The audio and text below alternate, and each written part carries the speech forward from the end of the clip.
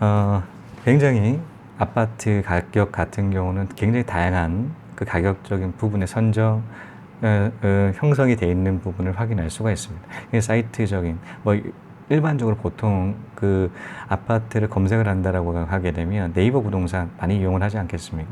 저 역시도 마찬가지로 네이버 부동산을 위주로 해서 특정한 지역 같은 경우는 사실 네이버 부동산이 아닌 다른 사이트 를 이용을 하는 케이스도 있더라고요. 좀 중소도시 같은 경우는 교차로를 이용한다거나 벼룩시장까지 이용을 하는 그런 특정 지역이 있다라는 측면을 제외한다라고 하게 되면 거의 대부분의 그 아파트를 매매하는 그 지역 같은 경우는 이 네이버 부동산을 보게 되는데, 본다고 하더라도 일정을 하게 되면, 예를 들어서 정찰가로 해서 자, 이 아파트는 얼마 라고 하게 되면 우리가 그렇게 고민하지 않고 그 상대적인 부분을 확인하고 바로 매입을 할 수가 있을 텐데, 너무나 다양한 그 가격적인 부분이 형성이 되어 있다는 사실을 확인할 수가 있습니다.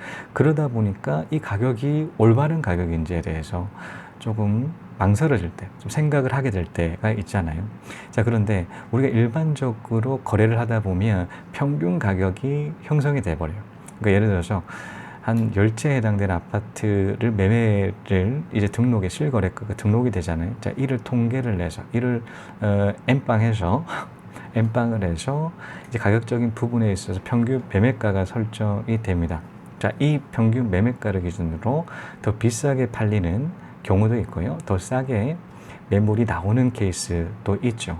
왜냐하면 여러분들 잘 아시다시피 아파트 매매가를 설정을 하는 것은 판매자입니다. 자, 판매자의 의지에 따라서 자신이 생각했을 때 조금 더 올려서 평균 매매가를 더 올려서 내놓는다고 하더라도 충분하게 팔린다라는 생각이 든다라고 하게 되면 저렴하게 내놓겠습니까? 아니겠죠. 그런데 어떤 한 판매자 같은 경우는 좀 더 저렴하게 내놔야지 나가겠다라는 생각이 든다라고 하게 더 비싸게 안 넣어냈겠죠. 자, 이처럼 가격적인 상대성의 근원적인 부분에 있어서는 이런 판매자에 따라서 이 가격적인 측면에 있어서 레인지가 굉장히 넓어진다라는 측면이 있죠. 그런데 우리는 소비자지 않겠습니까? 매입을 하는 사람인데 그 높여 있는 그 가격적인 부분에 해당되는 아파트를 안 사면 돼요. 올려놓는다라는 것은 자유의지, 자유시장에 따라서 그 사람이 올려놓을 수는 있지만 사는 것은 우리입니다. 이 역시도 마찬가지로 자유의지를 반영을 시킬 수 있는 게 매매가 부분이겠죠. 살지 안 살지에 대해서 최종적으로 판단을 하는 것은 우리이기 때문입니다. 이런 가격적인 측면에 있어서 분석을 해야 되지 않겠습니까? 우리가 가격을 이 아파트를 산다라는 그 가정이 그 확신이 들고 행동을 한다라고 하는 그 근거적인 부분에 있어서 본인 스스로를 만족시켜야 됩니다. 본인 스스로 만족한다라는 것은 다양한 시각들이 포함이 되겠죠. 예를 들어서 공인중개사가 이 아파트 괜찮다라는 측면에서 사는 케이스도 있고요. 아니면 본인이 분석했던 그 자료를 통해서 이 아파트 가치가 있다라고 생각하면 사는 케이스가 있고요. 이처럼 다양한 그 정보를 바탕으로 하게 되면 훨씬 더 객관적인 시각들을 담기 때문에 합리적인 가격에 도달하는 케이스가 굉장히 많습니다. 자, 한번 여러분들도 커피 마시게 되면 어디 주로 가시는 편이신가요? 다양한 커피숍들이 많이 존재를 하죠. 우리나라 메이커도 있고요. 자, 미국이라든가 다른 나라에 해당되는 메이커들이 있습니다. 가장 유명한 커피숍이죠. 스타벅스가 있지 않겠습니까? 스타벅스 가신다라고 하게 되면 주문을 하신다라고 했을 때 일단 메뉴판부터 앞에 비치가 되어 있는데 메뉴판부터 이렇게 보는 게 우리가 일반적으로 갔을 때 주문을 하기 위한 그런 방법이죠. 본다라고 하게 되면 굉장히 다양한 메뉴들이 비치가 되어 있던 부분들에 대해서 확인할 수가 있습니다. 근데 이 메뉴적인 부분에서 굉장히 다양한 그 가격적인 부분이 설정이 되어 있다는 사실을 알고 있죠. 가장 저렴한 것은 아메리카노고요. 카푸치노라든가 카페 모카라든가 해당되는 그 옵션들도 다양해요. 휘핑크림을 넣는다거나 아니면 초콜릿을 추가를 한다거나 거기에 따른 가격적인 부분은 예를 들어서 기본적인 아메리카노를 기준으로 본다고 했을 때 2배 정도에 해당되는 가격적인 부분에 벌어진다라는 거죠. 이렇게 가격적인 부분이 굉장히 다르다라는 측면, 비싼 부분에서는 더 비싸고 싼 거 같은 게 싸다라는 측면, 다양한 그 가격적인 부분이 설정되어 있다는 사실을 알고 있습니다. 저는 한번 경제학 콘서트라는 책을 읽은 적이 있어요. 자, 경제학 그 콘서트에서는 어떤 얘기를 하고 있냐면 이 스타벅스에 해당되는 그 커피의 원가는 몇 퍼센트일까? 그러니까 가격에 해당돼. 예를 들어서 5천원짜리 커피다라고 하게 되면 원가는 몇 퍼센트일지에 대해서 얘기를 하고 있습니다. 몇 퍼센트실 것 같아요? 몇 퍼센트실 거? 뭐 존댓말. 왜냐면 스타벅스 커피는 소중하기 때문이죠. 자, 이런 몇 퍼센트냐면 1, 2%라고 얘기를 하고 있습니다. 아무리 비싼 휘핑크림 많이 들어간 그런 커피라고 하더라도 이 1, 2% 내에 포함이 된다라는, 초콜릿이 아무리 많이 들어간다고 하더라도 1, 2%에 포함된다라고 얘기를 하고 있어요. 분석적으로 이를 얘기를 하고 있는데요. 자, 이처럼 원가는 굉장히 저렴함에도 불구하고 가격적인 부분은 굉장히 다양하죠. 비싼 거는 한 2배 가까이 차이가 납니다. 일반 저렴한 숏 커피 같은 경우는 굉장히 이렇게 다양한 범위들을 가질 수가 있는데 왜 이렇게 가격적인 부분이 다양할까요? 이유는 어떤 이유 때문에 이렇게 가격적인 부분을 설정을 해놨다고 생각을 하시나요? 자, 그것은 가격이 민감한 사람과 가격이 예민한 사람과 예민하지 않는 사람들을 동시에 만족하기 위한 하나의 상수이다라고 얘기를 하고 있습니다. 왜냐하면 예를 들어서 저는 굉장히 이런 가격적인 부분에 있어서 예민하죠. 자, 그런 의미에서 굉장히 금매가 아니면 그렇게 아파트 안 산다라고 여러 번 말씀을 드렸었는데, 마찬가지로 이런 커피를 산다고 하더라도 이 가격적인 측면이 굉장히 중요하죠. 자, 그러다 보니까 저는 굉장히 뭐 다른 커피에 비해서 좀 싼 커피에 해당되는 그 커피를 시키는 케이스가 많아요. 자, 비싼 그 커피보다는 그 만족도 측면에 있어서 이 싼 커피가 훨씬 만족감이 더 크다라는 측면이 있죠. 그런데 그렇게 가격적인 부분, 커피를 시킬 때의 가격적인 부분이 예민하지 않는 소비자들이 많습니다. 휘핑크림을 얹는다거나 초콜릿을 더 추가를 한다라고 했을 때의 가격적인 상승분에 대한 그 부분에 대해서 예민하지 않다. 충분하게 만족감을 돈을 더 지불한다고 하더라도 충분하게 만족감을 느끼는 그런 고객들이 있다라는 것이죠. 근데 어떤 고객들이 그 커피숍에 올지에 대해서 확인할 수가 없죠. 그 올 때마다 해당되는 그 사람의 그 성향적인 부분을 안다라고 하게 되면 그 개인적인 맞춤형 메뉴가 제공이 되겠지만 이를 알 수 있는 부분에 대해서 한계가 있어요. 자, 그런 의미에서 이제 한계가 있다 보니까 다양한 그 레인지적인 측면에서 메뉴를 부치를 해 둔다라는 것이죠. 자, 이러면 둘 다 만족을 할 수가 있겠죠. 자, 이렇게 가격적인 측면에 있어서 다양하게 선택을 할 수 있는 부분들이 굉장히 만족감까지 높아진다는 것이죠. 그런 의미에서 굉장히 이런 가격적인 측면은 중요합니다. 자, 얼마 전에, 사실 어제 뉴스였거든요. 자, 한국은행에서 어떤 조사 결과를 발표를 했냐면, 자, 이런 조사 결과 발표를 했습니다. 자, 소비자들이 최근 들어 그 소비자들이 쇼핑을 하러 간다고 하더라도 이런 오프라인에서 구매를 하는 게 아니라 오프라인에서 사이즈라든가 한번 입어보고 괜찮다 싶다라고 하게 되면 그 똑같은 제품을 인터넷으로 구입을 한다라는 그 비중이 굉장히 높아지고 있다라는 조사 결과를 발표를 한 적이 있어요. 자, 그러면서 자, 이런 부분들, 이런 인터넷 구매를 통해서 그 현상, 효과적인 부분에 대해서 알려주더라고요. 뉴스를 통해서 봤는데, 자, 물가가 하락한다는 효과도 있고요. 그리고 그 인터넷, 오프라인에서 구매를 하지 않는다는 측면이 그 일자리까지 영향을 미친다. 자, 일자리가 16,000개가 사라지고 있다. 라는 그 부작용들까지 얘기를 하고 있었습니다.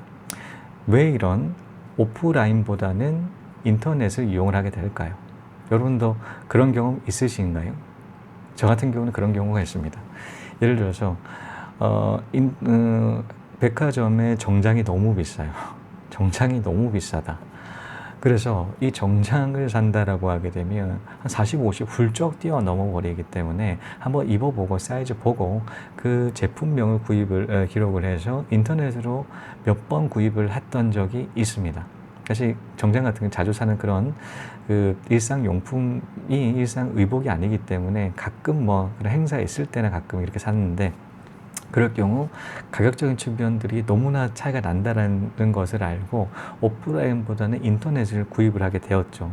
이처럼 가격적인 측면 부분으로 훨씬 메리트가 있다라는 그 인터넷 구매 메리트가 있다는 사실을 알게 되면 인터넷 구매를 한다라는 것이죠. 이게 당연한 그런 흐름인데 인터넷 구매를 할 때는 또 어떤가요? 자, 인터넷 검색을 해서 바로 그 물품을 살까요? 아니죠. 자, 인터넷 구매 역시도 마찬가지로 가격적인 최저가를 검색을 하게 됩니다. 똑같은 제품인데 어떤 한 제품은 10,000원인데 어떤 제품은 20,000원이에요. 자, 이런 경험 한번 해보셨는지 모르겠습니다. 자, 이 일을 우리 같은 경우는 이런 다양한 그런 매체들을 통해서 오프라인을 통해서 아니면 인터넷이라고 하더라도 각각의 사이트들이 많은데 사이트들에 대한 그런 정보들, 정확한 그 정보들이 있다라고 합리적인 소비가 된다라는 것이죠. 저 같은 경우도 마찬가지였습니다. 얼마 전에 한국에 휴가를 가기 위해서 이제는 날씨적인 부분을 보고 있었는데 영하권 계속 떨어지니까 한번 이를 너무 추울 것 같아가지고 이를 보완을 하기 위해서 한국 유행하는 그런 그 패션이 있지 않겠습니까? 롱패딩 굉장히 중요한데 저 롱패딩을 구매를 하기 위해서 인터넷으로 검색을 했습니다. 여러분 잘 아시죠? 저 같은 경우 가격적인 부분이 굉장히 민감합니다. 자, 그러다 보니까 하나의 제품 최저가로 샀어요. 자, 롱패딩이었는데도 불구하고 메이커였는데 104,440원에 하나를 샀어요. 근데 이 가격적인 부분 최고가를 검색을 해보면 최저가로 104,440원이요. 10만 원이었고 최고가로는 얼마였었냐면 30만 원이었습니다. 30만 원에 해당되는 그 사이트들이 여러 개가 많더라고. 그런데 이 하나의 제품이 30만 원과 10만 원, 그 해당되는 중간에 있는 그 가격적인 부분에 있어서 굉장히 세부적으로 다양한 사이트들이 많이 존재를 했다라는 사실을 조사 결과를 통해서 알 수가 있었죠. 왜 이럴까요? 왜 이런 하나의 제품이 다양한 그런 가격적인 부분이 있을까요? 앞서도 말씀드렸 스타벅스를 이용한다라고 하더라도 가격 후하게 지불할 수 있는 사람과 가격을 짜게 지불할 수 있는 저 같은 자린고비와 같은 그런 사람들이 있다라는 것이죠. 이 의복도 마찬가지입니다. 의복도 다양한 가격적인 부분에 있어서 충분하게 만족할 수 있는, 충분하게 한 30만 원 준다고 하더라도 충분히 만족할 수 있는 사람들이 있기 때문에 동시에 만족을 시키기 위해서 이런 가격적인 측면 부분들을 설정을 해놨다라는 사실들을 알 수가 있습니다. 자, 이러면 이런 아파트를 살 때도 마찬가지. 앞서 말씀드린 굉장히 다양한 그 레인지 부분들이 설정이 돼 있다라고 말씀드렸습니다. 자, 이를 정보들을 굉장히 다양하게 검색을 하면 할수록 롱패딩이 30만 원짜리를 10만 원에 살 수 있듯이 아파트도 마찬가지로 1억짜리를 8,500에 살 수 있다는 측면이 있습니다. 자, 우리는 일반적으로 아파트를 구매를 할 때 공인중개사 말만 듣고 일단 아파트 구입을 하러 본다고 하게 되면 리모델링이 잘 된다거나 아니면 위치 뭐 로얄층인 이런 부분들만 보고 선뜻 그렇게 구입을 하시는 케이스가 있죠. 하지만 다양한 그런 사이트들, 앞서도 말 네이버를 본다고 하더라도 굉장히 다양한 그런 물건들이 많이 올라오는데 그 하루에 올라오는 그 물건 보다도 다양한 그런 기준들이 있다라고 하는 정보를 바탕으로 본다라고 객관적인 시각할 수 있지 않겠습니까? 그런 측면에서 저는 4가지 그 금매를 파악하는 4가지 방법들에 대해서 말씀드리도록 하겠습니다. 서론이 길었죠. 가격적인 측면에 있어서 여러 부분들을 설명드린다고 이렇게 들었는데 바로바로 설명드리겠습니다. 첫 번째로는 상대적인 가격입니다. 상대적인 가격 차이를 이용한 금매법, 금매를 확인하는 방법인데요. 여러분 잘 아시다시피 아파트 같은 굉장히 다양한 지역마다도 굉장히 평형에 따라서 다양한 그런 아파트들 존재를 하고 있습니다. 자, 이 아파트 가격들은 천차만별인데요. 저는 평균 매매가, 앞서 말씀드렸듯이 있다고 말씀드렸는데 그 평균 매매가의 10%에 해당되는 갭으로 살 수 있는 그 가격이 금매라고 생각을 해요. 예를 들어서 이런 거. 자, 1억짜리 아파트가 있습니다. 8천에 해당되는 전세가가 설정이 되어 있어요. 자, 그러면 1억의 평균 매매가의 10%는 얼마인가요? 그러면 1,000만 원이죠. 1,000만 원을 8천 평균 전세가에 대입을 합니다. 그러면 1,000만 원만큼의 갭이면 얼마에 사야 되나요? 9천에 사야 되죠. 자, 9천에 해당되는 가격이 금매가다라고 저는 그렇게 생각을 하고요. 절대적인 가격 측면이죠. 저는 여러 번 말씀드렸는데 제가 생각하는 그 갭적인 부분 얼마라고 말씀드렸나요? 1,000만 원 이하였습니다. 근데 실질적으로 접근했을 때는 진짜 실제로 산다라고 하게 되면 500만 원이. 근데 이 500만 원을 해당되는 그 아파트가 한 5천 이상에 되는 아파트 흔치가 않아요. 거의 대부분 5천 이상에 되는 아파트 같은 1,000만 원 이상에 해당되는 갭이 발생을 하는 편인데, 그렇다면 500 맞추려고 하게 되면 굉장히 매매가를 낮춰야 된다는, 사실 평균에 형성되어 있는 전세가를 올리기는 너무 힘들어요. 리모델링 하지 않는다라고 하게 되면 굉장히 어렵다. 전세가는 그대로 든다고 하더라도 500에 해당되는 것만큼에 해당되는 그 매매가에 해당되는 그 가격적인 부분은 금매다라는 그런 부분들을 확인할 수 있습니다. 저는 이런 두 가지, 첫 번째는 절대, 상대 두 가지를 말씀드렸고, 세 번째는 어떤 부분이냐면, 여러분 말씀드렸지 않겠습니까? 이런 실거래가를 바탕으로 표를 만들어 본다라는 것이죠. 자, 2년치를 만들어야 됩니다. 어떻게 만드냐? 자, 월이 있고요. 1월, 2월, 3월이 있고 해당되는 층이 있어요. 자, 층에 그러면 실거래가 같은 경우는 너무나 산발적으로 지금 구성이 되어 있습니다. 산발적이라는 말은 층수에 따라서 해당되는 월인데 층수가 굉장히 같은 7층인데도 떨어져 있고 하다 보니까 이걸 확실하게 추려서 볼 수가 없다라는 측면이 있죠. 자, 이를 측면으로 해당되는 층에 따라서 월에 해당되는 거래 내역 부분을 작성을 하는 것입니다. 이렇게 되면 실제로 물건이 나왔을 때에 해당되는 층을 본다라고 하게 되면 2년치에 해당되는 그 물건의 그 매매가 추이를 확인할 수가 있죠. 자, 이를 통해서 금매다, 아니다 부분을 훨씬 더 객관적인 시각을 가질 수가 있다라는. 자, 2년 중에 최저가에 해당되는 부분이다. 그 가격적인 부분이 그러다라고 하게 되면 확실한 이런 금매가의 그 가격적인 부분을 확인할 수가 있고요. 자, 네 번째로는 보편적인 기준이 있습니다. 자, 보편적인 기준은 뭐냐면 탑층에 있는 그 금액, 탑층에 해당되는 금액이 다른 타층의 금액적으로 팔릴 때 이를 금매라고 보편적으로 얘기를 하고 있습니다. 예를 들어서 이런 거, 15층 아파트인데요. 해당되는 15층은 좀 싸죠. 탑층 같은 경우 굉장히 싸요. 자, 이런데 평균 매매가 7천인데 이제는 탑층 같은 경우는 한 6천에 팔린다. 6천에 해당되는 아파트, 15층이 아니라고, 탑층이 아니라는 그 아파트에 해당되는 매매가가 아파트에 해당되는 그 광고가 있다라고 하게 돼. 그 매도하려고 하는 그 광고를 본다라고 하게 되면 바로 전화를 하셔야 된다는 금매가이기 때문이죠. 자, 이처럼 다양한 그런 시각들을 바탕으로 본다. 이 네 가지 말씀드렸는데, 이 네 가지 항목으로 이 시각들을 본다라고 했을 때에 전부 다 네 가지가 다 충족이 되는 그런 아파트에 해당되는 매매가가 있을 거고요.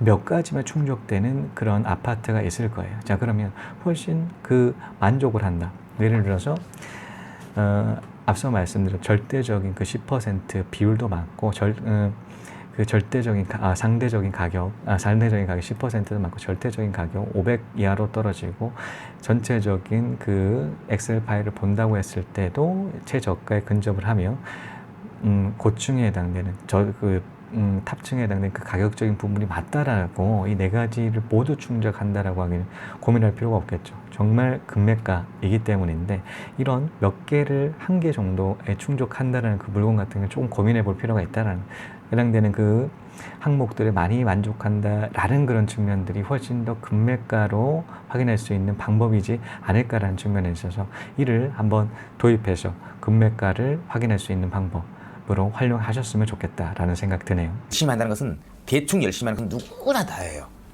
정말 이거 못하려면 죽는다. 이 생각을 하는 게 열심히 하는 거예요. 그래야 이루어질 수 있어요. 자, 이것으로 왜 가격이 중요한가? 금매 가격을 확인할 수 있는 네 가지 방법에 대해서 설명드리는 시간 가졌습니다. 시청해 주신 여러분 감사합니다. 다음 시간에 또 뵙겠습니다.